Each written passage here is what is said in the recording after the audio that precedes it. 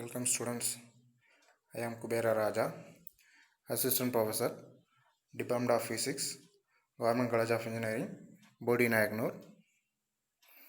In the previous video, already we discussed about the concept of elasticity, plasticity, stress, strain, elastic limit and Hooke's law. In this video, we are going to discuss about the stress strain diagram and its uses. Consider a wire which is fixed at one end and it's loaded at its other end, and the stresses keep on increasing, the strain is also increasing. We are keep on increasing the load up to which the wire breaks at one point. Then we are note the value of the strain corresponding to the stress, and we have to plot the stress versus strain by taking stress along the y-axis and strain along the x-axis. This curve shows the stress strain diagram for the low carbon steel wire. This curve has so many regions. Here the curve OA, A B, C, D has so many regions. Here in this curve, the region OA is a straight line because the stress is directly proportional to strain. It obeys the Hooke's law. Therefore, this range is a elastic range. The point A is a limit of proportionality. When the load is increased further, we reach the point A dash. This point we call it as the elastic limit. You know the elastic limit, the maximum stress up to which the body exhibits the property of elasticity. Therefore, at this point, when the load is removed, the wire will reach its original condition.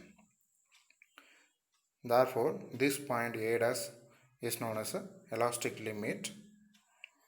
When the load is increased further, the curve bends and the point B is reaches. This point B is known as a yield point. Corresponding to this point, the stress is known as the yield strength of the material. Here in this region A dash B, even a slight increase in a stress produces a large strain in the material. In the region A dash B, if stress is removed, the wire will never return to its original length. Therefore, we can say that the wire is taken a permanent set. Here beyond the point B, the strain in the wire increases rapidly without any increases in the load. This is known as a plastic range. When the load is increased further slightly, we have to reach the point C. Here, after reaching the point C, here the wire begins to neck down. That means its cross-sectional area is no longer remains uniform. It becomes thinner and thinner. Therefore, at this point C, the stress developed is maximum and it is called ultimate tensile strength or simply tensile strength of a given material. When the point D is reached, here this point we call it as a breaking point. The stress corresponding to this point is known as breaking stress. Here these are the other property related with the elasticity of materials. The first one is ductility. A material is said to be ductile if it can be readily drawn into the wires. For example, gold, silver, copper, iron, these are the materials can be drawn into the wire. The second one is malleability. The material is said to be malleable if it can be beaten out in the form of thin sheets. For example, aluminum, gold, silver can be made into the form of thin sheets. Brittleness means these materials can be easily broken. For example, glass, ceramics, and cast iron. These are the best examples for brittle materials. What are the uses of the stress strain diagram? Using the stress strain diagram, we can find the elastic strength, yield strength, and tensile strength of the materials. We can also find the working stress and the safety factor of the engineering materials. The later slide, we will see about what is known as safety factor.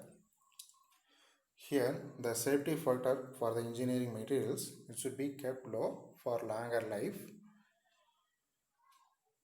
Here, the area under the curve in the elastic region gives the energy required to deform it elastically.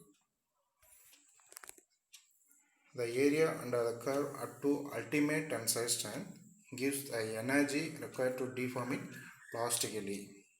Therefore, we can easily find out the energy needed to deform it plastically as well as elastically. By using this stress strain diagram curve, we can also classify the materials into the ductile material, malleable material, and brittle material. Tensile strength, it is defined as the maximum value of tensile stress withstood by the material before fracture under steady state. That is, tensile strength is equal to maximum tensile load by original cross-sectional area. The tensile strength of the metals and alloys increases on cooling and decreases on heating. When the material is cooled, the tensile strength increases. When it is heating, the tensile strength decreases. We have to keep the working stress of the material should be far below the ultimate tensile strength of the material. It should not cross the elastic limit of the material.